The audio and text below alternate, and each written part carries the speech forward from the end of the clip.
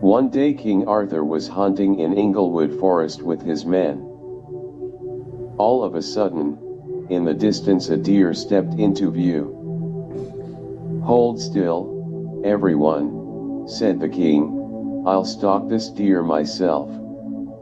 Holding his bow in one hand and his last arrow over his shoulder, the king crept upon the deer. Then he slayed the deer with one shot. As the animal fell, a tall figure stepped from the shadows. "How lucky for me that we meet this way, with your arrow released from your hand," boomed the voice of a strong and mighty knight. "King Arthur, for many a year, you have done me wrong. Now it is time for me to quiet you." "Sir Gromer," said King Arthur, and he thought to himself, "I meet my old enemy here in the woods, with no weapon to defend me. Where are my men?"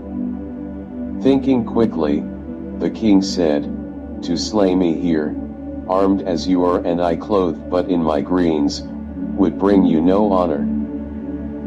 All the knights will refuse to sit by you, and shame will follow you evermore. I'll grant you anything, name it, land or gold, to spare my life." "There is no land or gold that I desire," said Sir Gromer. "However, I will get what I seek in an honorable way. I'll give you a chance to solve a riddle. 1 year and a day from now, you must appear before me, here in the woods as you are, without friends to come with you and with no weapon. If at that time you are unable to solve this riddle, no man will object that I will take your life. But if you answer the riddle correctly, there will be no battle. You must swear on your honor that you will return in 1 year and a day, as I have said." "Lo, I agree," said the king.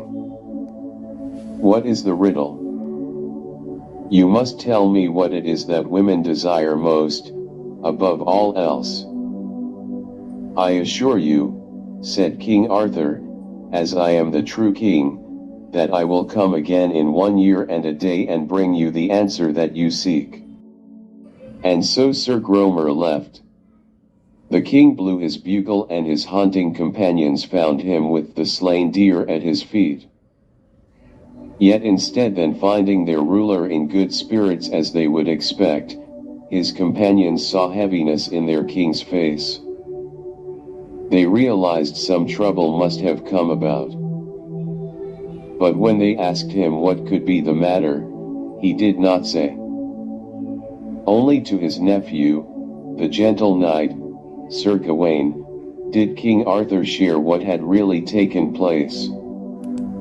"Sir, be of good cheer," said the youthful knight, after he heard full through the curious demand of Sir Gromer.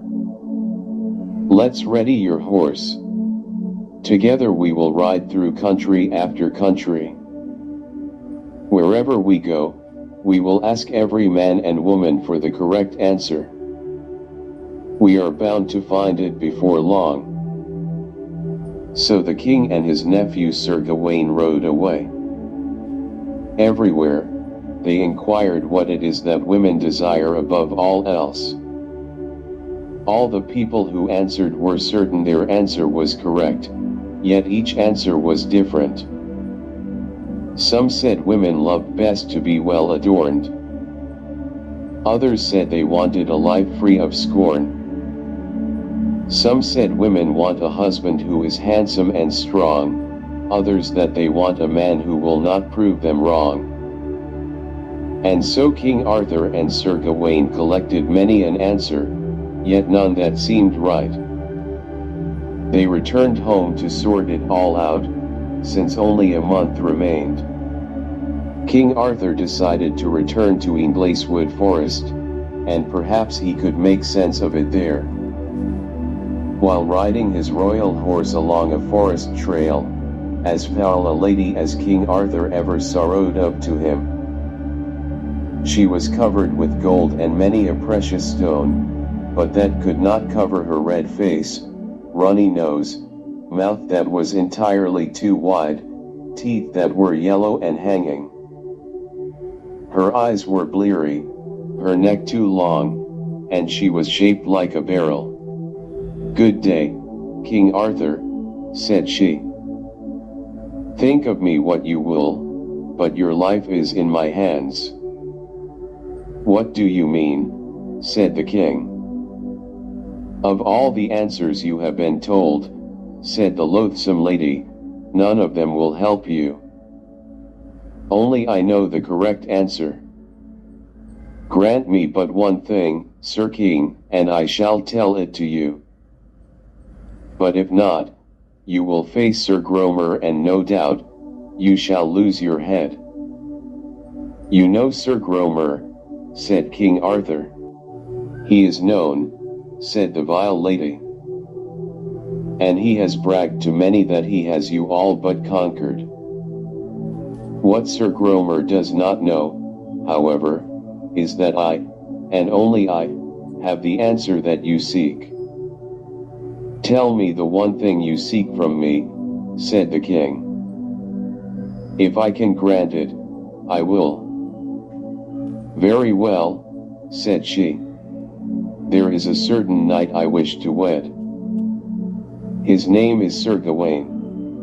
Either I marry the knight Sir Gawain, or you must lose your head."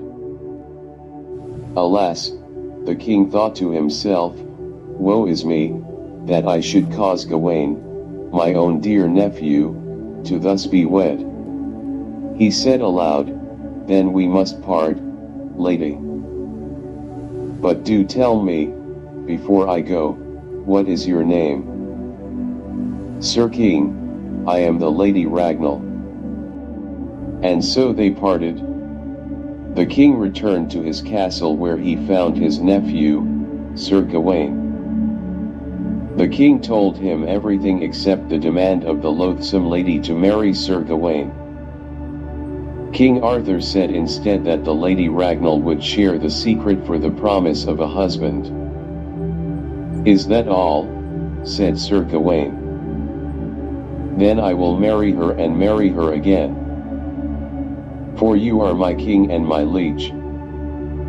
To save your life, my lord, I will do whatever I can, or I would be false and a great coward." With the promise of his nephew, and since the next day was the very day the king was to meet Sir Gromer in the woods, the king rode with haste to Inglewood Forest, to the spot where he had met the Lady Ragnall before. But what if she wasn't there? He worried. Then the loathsome lady rode up to him. The king told her that her request would be granted and she could marry the knight Sir Gawain. "Therefore tell me now, quickly my lady, the answer to the riddle." "Sir," said Lady Ragnall, "now you will know what it is that women desire above all else. Some men say we desire to be beautiful, or that we desire attentions from many men, or that we desire to be married well. Thus, these men do not know the truth. What we desire above all else is to have sovereignty, to rule our lives as we see fit, to not be beholden to another. Go forth, Sir King, for now your life is assured." The king rode as fast as he could to the spot where he had met Sir Gromer.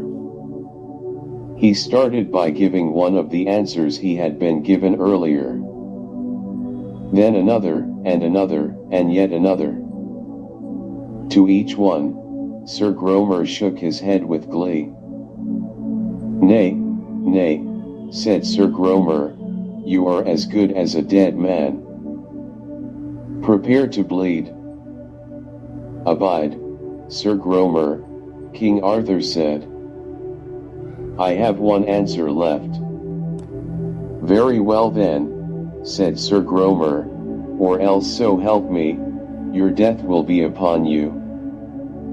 Now here it is, said the king. Above all else, women desire sovereignty, to rule their lives as they see fit. And who was it that told you this? Roared Sir Gromer. No doubt it was my sister, the Lady Ragnall. May she burn on a fire. Yet now I am compelled to release you, so go. Farewell, said King Arthur, and he quickly turned around his horse. Then he sped to the Lady Ragnall. He must bring her back to his castle for the wedding. Yet so unpleasant was the prospect of holding a public wedding with such a bride that he told her the ceremony would take place in the morning. Knowing that meant there would be few guests or even none to attend, and his nephew Sir Gawain would not have to suffer the public embarrassment of wedding such a loathsome lady. But this the Lady Ragnall would not allow. Nay, Sir King, said she, firmly. Openly I must be wed, with a full wedding feast for dinner, and guests aplenty in attendance.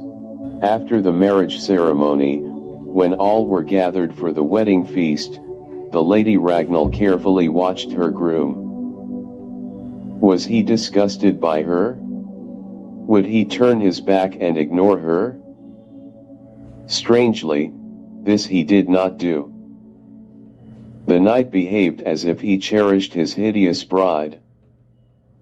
Later that night in their wedding chambers, the Lady Ragnall said, Sir Gawain, now that we have wed, give me a kiss. If I were young and beautiful looking, you know very well you would not delay. I urge you to do this right now. Sir Gawain said, I will at once, that and more. As he sped around to kiss his bride, he saw before him not the loathsome lady he had married. Magic is this? Are you a witch? I am your wife, said she, that and securely but the fairest creature he ever did see. He cried out. What? Ah, lady, then I must not be in my right mind, said the confused Sir Gawain.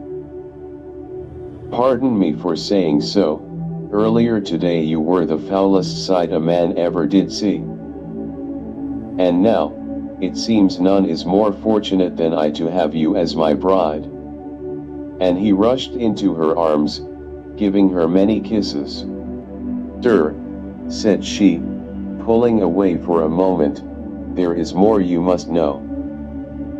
Several years ago I was deformed by enchantment by my brother, the terrible Sir Gromer. The way you see me now, this appearance cannot stay. You have a choice.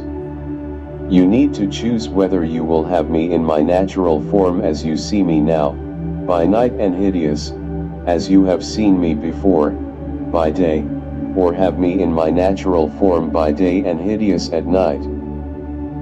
With the enchantment, it cannot be both. What do you choose?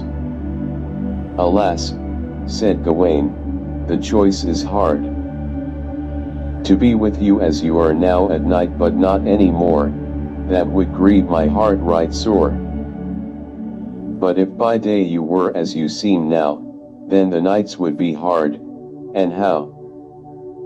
So I must put the choice in your own hands.